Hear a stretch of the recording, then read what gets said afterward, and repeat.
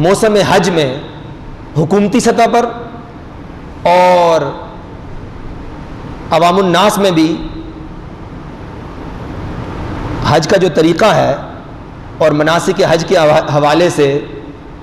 لوگوں کو آگاہ کیا جاتا ہے، لیکن اس میں عام فہم اور سادہ الفاظ بیان نہیں کیے جاتے ہیں، جس کی وجہ سے لوگ کنفیوژن کا شکار ہوتے ہیں۔ حج کا طریقہ، عمرہ کا طریقہ اور مسائل سے پوری طرح آگاہی نہیں ہوتی،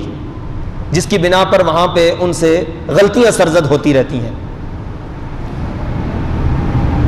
اس لیے میں عام طور پر عرض کرتا رہتا ہوں کہ جو لوگ مناسک حج کے حوالے سے پروگرام کرتے ہیں ان کو چاہیے کہ بالکل عام فہم اور سادہ الفاظ کے اندر لوگوں کو حج کا طریقہ اور عمرہ کا طریقہ بتلانا چاہیے۔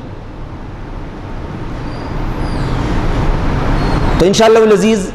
آج کی نشست میں عمرہ کے حوالے سے گفتگو ہوگی عام فہم اور سادہ الفاظ میں، اور یہ بات بھی ذہن میں رہے کہ ہمارے دیار میں، ایشیائی ممالک میں اور ملک پاکستان میں ناخواندگی زیادہ ہے، لوگوں کے اندر ناخواندگی کی شرح زیادہ ہے، لوگ زیادہ تر تعلیم یافتہ نہیں ہیں، اور پھر ایک کمی یہ بھی پائی جاتی ہے، اگرچہ الحمدللہ اس میں اب بہتری آ رہی ہے چند سالوں سے، کہ ہمارے دیار سے جب لوگوں کی عمریں زیادہ ہو جاتی ہیں اور 50 پلس جب ہو جاتے ہیں، بوڑھے ہو جاتے ہیں، تو پھر جو ہے نا وہ خواتین و حضرات کو عمرہ کے لیے یا حج کی عبادت کے لیے لے جایا جاتا ہے، اور اس وقت لوگ اپنی خواہش کا اظہار کرتے ہیں، اگرچہ اس میں سسٹم کی بھی خرابی ہے، ہمارے ہاں جو سسٹم ہے اس کی بھی خرابیاں، اور جو وزارت حج ہے، حکومت ہے، اس کی بھی خرابیاں اس کے اندر موجود ہیں، لیکن ایک لوگوں کے اندر یہ ایک ذہن یہ پایا جاتا ہے کہ 50-60 سال کی جب عمر ہو جائے گی تو پھر حج و عمرہ کریں گے، لیکن بہت سارے ایسے ممالک ہیں، مثال کے طور پر انڈونیشیا ہے، ملائیشیا ہے، اور دیگر بہت سارے ایسے اسلامی ممالک ہیں کہ وہاں سے ماشاءاللہ نوجوان لڑکیاں، لڑکے اور جوانی کی عمر کے اندر حج عمرہ کے لیے جاتے ہیں، اور حج کی عبادت چونکہ اسلامی عبادات میں مشکل عبادت ہے، جوانی کے اندر ہی صحت اچھی ہو تو حج کی عبادت کا مزہ بھی آتا ہے اور یہ عبادت صحیح معنوں کے اندر بجا لائی جاتی ہے۔ لیکن الحمدللہ ہمارے دیار میں، ایشیائی ممالک اور ہمارے ملک کے اندر بھی اب لوگوں کے اندر لوگوں نے اس بات کو محسوس کیا ہے کہ حج اور عمرہ کی عبادت جوانی کے اندر کی جائے، یہ بڑی خوش آئند بات ہے۔ میں عرض یہ کر رہا تھا کہ چونکہ ناخواندگی کی شرح زیادہ ہے اور وہاں پر جو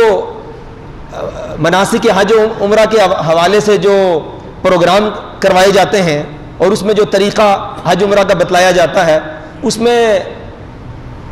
وہ مشکل الفاظ استعمال کیے جاتے ہیں جو ناخواندہ لوگ ہیں وہ صحیح معنوں کے اندر سمجھ نہیں سکتے، تو اس لیے انشاءاللہ العزیز آپ کی خدمت میں عمرہ کا طریقہ عرض کیا جاتا ہے۔ جو یہ احرام باندھا جاتا ہے، احرام باندھنے سے طواف شروع کرنے تک اس پورے دورانیہ اور سفر میں سب سے بڑی زبانی عبادت اگر کوئی ہے تو وہ کون سی ہے؟ تلبیہ پڑھنا۔ احرام کے مفہوم کے اندر پابندیاں بھی آتی ہیں، اب آپ پابند ہو گئے ہیں، اور گھر سے ہی اگر آپ نے احرام باندھا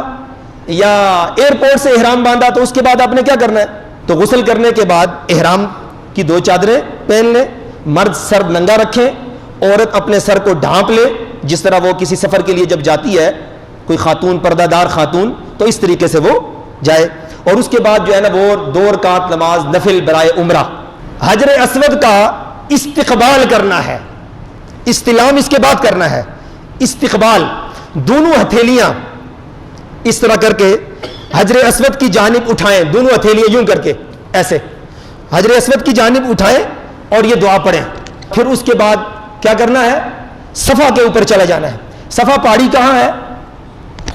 وہیں ہے، مسجد حرام کے اندر ہی ہے صفا پہاڑی. صفا پہاڑی کے اوپر آ جانا ہے اور پھر جو ہے نا وہ آ کر رخ کس طرف کرنا ہے؟ بیت اللہ شریف کی طرف جو ہے وہ رخ کر کے نیت کریں, سعی کی نیت کریں. یہ پہلا واجب ہے, عمرہ کا پہلا واجب ہے. اللہم انی ارید السعی بین الصفا والمروہ سبعۃ اشواط.